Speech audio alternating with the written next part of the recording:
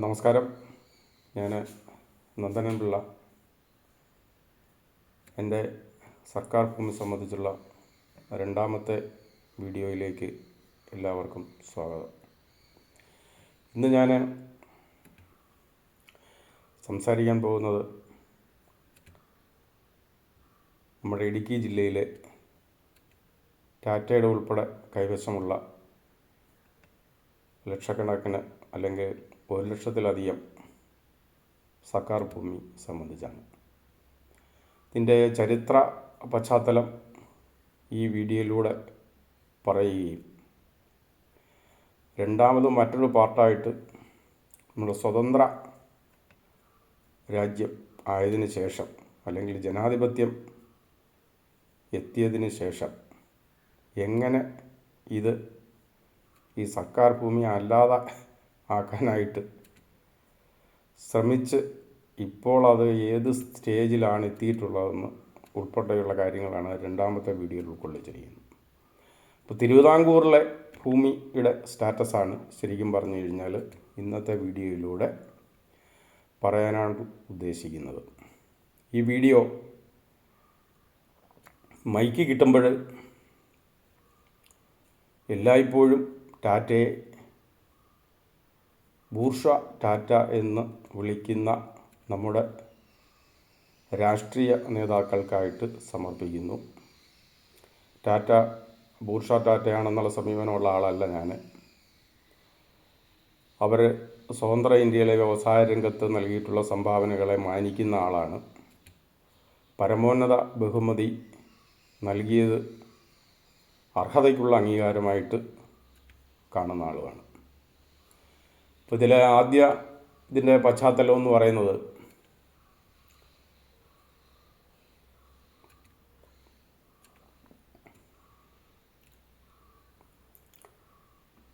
ഞാൻ ഈ വീഡിയോ ചെയ്യാനുള്ള കാരണം ഈ പോലീസിൽ പലരും വീഡിയോ ചെയ്യുന്നത് പോലെ കേട്ടറിവിൻ്റെയോ ബോധ്യങ്ങളുടെ അടിസ്ഥാനത്തിലല്ല. ഞാൻ നൽകിയ റിപ്പോർട്ടുകളുടെയും ഞാൻ അന്വേഷിച്ച കേസുകളുടെയും മായി ബന്ധപ്പെട്ട വിവരങ്ങളാണ് പറയാൻ ഉദ്ദേശിക്കുന്നത്. അപ്പോൾ ഈ ടാറ്റയുടെ ഭൂമി സംബന്ധിച്ച് ഞാൻ ഇൻ്റലിജൻസ് ആസ്ഥാനത്ത് ഇൻ്റലിജൻസ് DYSP ആയിരിക്കെ നമ്മുടെ ഇപ്പോഴത്തെ മുഖ്യമന്ത്രി ആദ്യ ടേൺ മുഖ്യമന്ത്രിയായ 2016 ഞാൻ ഇൻ്റലിജൻസ് ആസ്ഥാനത്തെ ഇൻ്റലിജൻസ് DYSP ആയിരുന്നു. അന്ന് ഞാൻ ഒരു റിപ്പോർട്ട് നൽകുകയും അത് അന്നത്തെ ഗവൺമെൻറ്റിന്, ഇത് നമ്മുടെ ഇപ്പോഴത്തെ മുഖ്യമന്ത്രി രണ്ടാമത്തെ ഗവൺമെൻറ്റാണ്. അപ്പോൾ ആദ്യ ഗവൺമെൻറ്റിൽ ഇൻ്റലിജൻസിൻ്റെ ലെറ്റർ നമ്പർ 32,757/16 സ്പെഷ്യൽ ബ്രാഞ്ചായിട്ട് 2016 ഈ ഭൂമി സർക്കാർ ഭൂമിയാണ്, ഈ ഭൂമി ഏറ്റെടുക്കണം എന്ന് കാണിച്ചുകൊണ്ട് ഒരു കത്ത് ഞാൻ നൽകിയിരുന്നത് അത് അന്നത്തെ ആഭ്യന്തര സെക്രട്ടറിക്ക് ലഭ്യമാക്കിയിട്ടുള്ളതുമാണ്. ഈ ഭൂമി തിരുവിതാംകൂറിലെ 4 നാട്ടുരാജാക്കന്മാരിൽ ഒരു നാട്ടുരാജാവായിരുന്ന പൂഞ്ഞാർ രാജാവിൻ്റെ അധീനതയിൽപ്പെട്ട ഫ്രീ ഹോൾഡ് അവകാശത്തിൽപ്പെട്ട ഭൂമിയാണ്. മൊത്തം ഭൂമി 1,45,280 ഏക്കർ ഭൂമിയാണ്. അഞ്ചനാട് കണ്ണദേവൻ ഹിൽസുകൾ എന്നാണ് ഇതിൽപ്പെട്ട ഭൂമിയെ അറിയപ്പെട്ടിരുന്നത്. അപ്പം തിരുവിതാംകൂർ രാജാവിൻ്റെ കീഴിലുള്ള ഒരു നാട്ടുരാജാവിൻ്റെ ഫ്രീ ഹോൾഡ് അവകാശത്തിൽപ്പെട്ട ഭൂമി എന്ന് പറഞ്ഞു കഴിഞ്ഞാൽ അത് സർക്കാർ ഭൂമിയാണ്. അക്കാര്യത്തിൽ യാതൊരു വിധമായ തർക്കവുമില്ല. ഇതുമായി ബന്ധപ്പെട്ട് പിന്നീട് നടന്ന മാറ്റങ്ങളിലേക്ക് വരികയാണ്. 11/7/1877 പൂഞ്ഞാർ രാജാവും ജോൺ ഡാനിയൽ മൺട്രോ എന്ന് പറയുന്ന ബ്രിട്ടീഷുകാരനും തമ്മിൽ ഒരു എഗ്രിമെൻ്റ് പ്രകാരം 3000 രൂപ പ്രതിവർഷം റെൻറ്റിന് ഈ ഭൂമി ഈ ജോൺ ഡാനിയൽ മൺട്രോയ്ക്ക് പാട്ടത്തിന് നൽകിയിട്ടുള്ളതാണ്. അതിന് എഗ്രിമെൻ്റ് ഉണ്ട്, രേഖയുണ്ട്.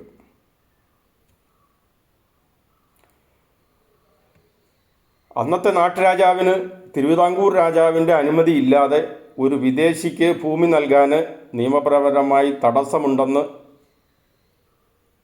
ജോൺ ഡാനിയൽ മൺട്രോ ബോധ്യപ്പെടുകയും അദ്ദേഹം തിരുവിതാംകൂർ രാജാവിന് ഈ ഭൂമി തനിക്ക് പാട്ടത്തിന് ലഭ്യമാക്കണമെന്ന് കാണിച്ച് ഒരു അപേക്ഷ നൽകിയിട്ടുണ്ടാവുകയും ആ അപേക്ഷ പരിഗണിച്ച തിരുവിതാംകൂർ രാജാവിന് വേണ്ടി അദ്ദേഹത്തിൻ്റെ ദിവാൻ 28/11/1878 ഒന്നാം പൂഞ്ഞാർ കൺസെഷൻ എന്ന പേരിൽ ഒരു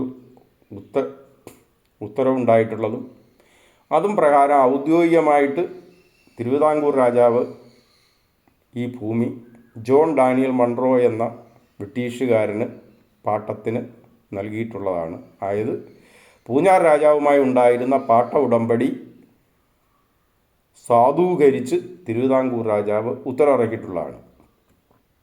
ബ്രിട്ടീഷുകാരുടെ കാലമാണ്, അവർക്ക് മേൽക്കോയ്മയുണ്ട്. അവർക്കെതിരായിട്ട് തിരുവിതാംകൂർ രാജാവിനോ ഇന്ത്യയിലെ ഏതെങ്കിലും ഒരു രാജാവിനോ നാട്ടുരാജാവിനോ ഒന്നും പ്രവർത്തിക്കാൻ പറ്റില്ല എങ്കിലും ഈ ഭൂമി സംരക്ഷിക്കുന്നതിന് വേണ്ടി രേഖകളിൽ നിന്നും സർക്കാർ ഭൂമിയായിട്ട് തന്നെ നിലനിർത്തുന്നതിന് കഠിന പ്രയത്നം നമ്മുടെ രാജാക്കന്മാർ നടത്തിയിരുന്നു എന്ന് തെളിയുന്നതാണ്. ഏതായാലും നമ്മുടെ സ്വതന്ത്ര ഇന്ത്യയിൽ കാര്യങ്ങൾ അങ്ങനെ അല്ലായിരുന്നു എന്നുള്ളത് അടുത്ത വീഡിയോയിൽ നിന്ന് നിങ്ങൾക്ക് ബോധ്യപ്പെടുന്നതുമാണ്. ഈ എഗ്രിമെൻ്റ് പൂഞ്ഞാർ രാജാവും ഈ ജോൺ ഡാനിയൽ മൺട്രോയുമായിട്ട് പുതുക്കിയിട്ടുള്ളതാണ്. അത് 2/8/1886 അതിനെ രണ്ടാം പൂഞ്ഞത്ത് കൺസെഷൻ എന്ന പേരിൽ അറിയപ്പെടുന്നു. ഈ പൂഞ്ഞാർ കൺസെഷൻ എന്നാണ്. ഈ സംഭവങ്ങളൊക്കെ പൂഞ്ഞാർ കേന്ദ്രീകരിച്ചായതുകൊണ്ടാണ് ഈ പൂഞ്ഞാർ എന്ന് പറയുന്ന പേര് ഇതിനകത്ത് ഈ കൺസെഷൻ ഈ ഉത്തരവിൽ വന്നിട്ടുള്ളത്. അപ്പോൾ ഒന്നാം പൂഞ്ഞാർ കൺസെഷനും ഉണ്ട്, രണ്ടാം പൂഞ്ഞാർ കൺസെഷനും ഉണ്ട്. അത് പൂഞ്ഞാർ രാജാവിൻ്റെ ആദ്യ ഉത്തരവിനെ സാധൂകരിച്ച് തിരുവിതാംകൂർ രാജാവ് ഇറക്കിയ ഉത്തരവാണ് ഒന്നാം പൂഞ്ഞാർ കൺസെഷൻ. രണ്ടാമത് ഈ എഗ്രിമെൻ്റ് ഒന്നുകൂടെ റിന്യൂ ചെയ്തുകൊണ്ടുള്ള പൂഞ്ഞാർ രാജാവിൻ്റെ ഒരു ഉത്തരവാണ് രണ്ടാം പൂഞ്ഞത്ത് ഡിക്ലറേഷൻ അല്ലെ കൺസെഷൻ എന്ന പേരിൽ അറിയപ്പെടുന്നത്. 28/12/1879 ഈ ജോൺ ഡാനിയൽ മൺട്രോ തൻ്റെ കൈവശമുണ്ടായിരുന്ന ഭൂമി North Travancore Land Planting and Agricultural സൊസൈറ്റിക്ക്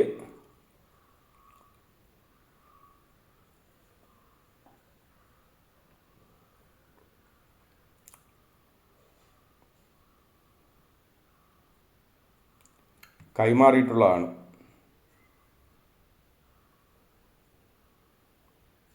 ആയത് തിരുവിതാംകൂർ രാജാവ് 2/8/1886 അത് സാധൂകരിച്ച് ഈ കൈമാറിയ നടപടി സാധൂകരിച്ച് ഉത്തരവായിട്ടുള്ളതുമാണ്. എന്നാലും തിരുവിതാംകൂർ രാജാവ് തൻ്റെ കടമയിൽ വളരെയേറെ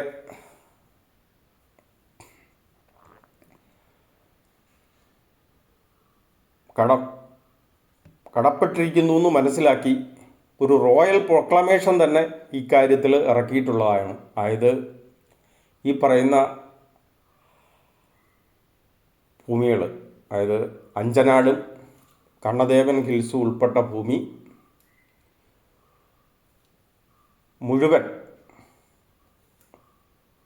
24/9/1899 റോയൽ പ്രൊക്ലമേഷനിലൂടെ സർക്കാർ ഭൂമിയാണെന്ന് ഒന്നുകൂടി ആവർത്തിച്ച് പ്രഖ്യാപിച്ചിട്ടുള്ളതാണ്.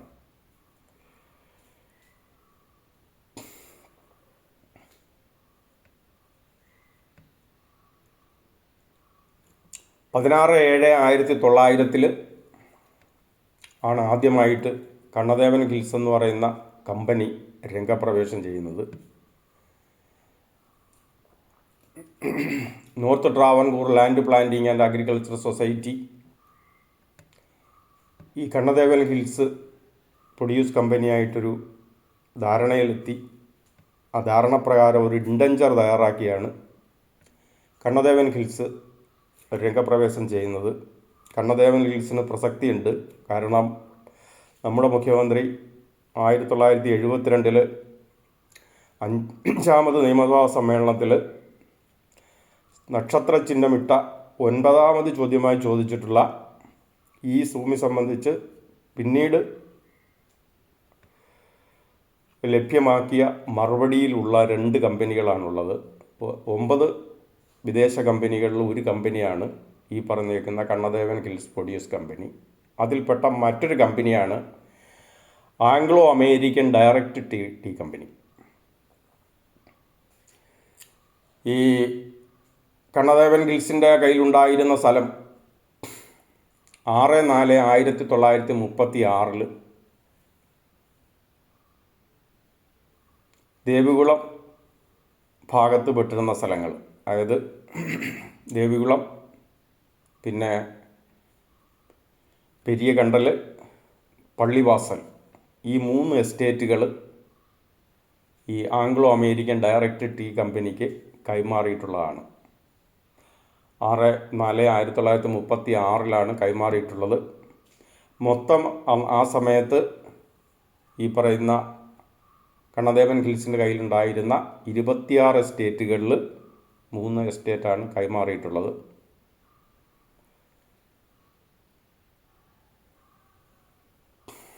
ഞാൻ ഈ സ്വതന്ത്രമാകുന്നതിന് മുമ്പ് തിരുവിതാംകൂർ നടന്നിട്ടുള്ള ഈ പറഞ്ഞ കാര്യങ്ങളിൽ നിന്നും ഈ ഭൂമി രേഖകൾ പ്രകാരം സർക്കാർ എന്നാണ് എല്ലാ രേഖകളും രേഖപ്പെടുത്തിയിട്ടുള്ളത്.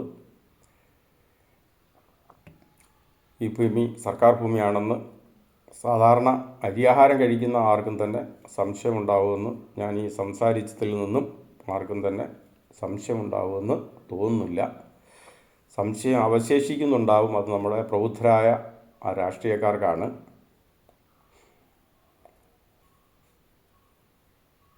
നന്ദി, നമസ്കാരം. ഇത് സംബന്ധിച്ചുള്ള സെക്കൻഡ് പാർട്ട്, അതായത് ടാറ്റയുടെ ഭൂമി സംബന്ധിച്ചുള്ള സെക്കൻഡ് പാർട്ട് എൻ്റെ 3ാമത്തെ വീഡിയോ കഴിവതും ഇന്ന് തന്നെ അപ്ലോഡ് ചെയ്യാൻ ശ്രമിക്കുന്നതാണ്. അതിൽ ഈ സ്വതന്ത്രമായതിനു ശേഷം ഈ ഭൂമിയിൽ നടത്തുന്ന തരികിടകളും സുപ്രീം കോടതി വിധിയും ഗവൺമെൻറ് നോട്ടിഫിക്കേഷനും കണ്ണദേവൻ ഹിൽസ് റിസംപ്ഷൻ ആക്ടിലൂടെ സർക്കാർ ഈ ഭൂമി ഏറ്റെടുത്ത നടപടികളും സംസാരിക്കുന്നതാണ്. നന്ദി, നമസ്കാരം.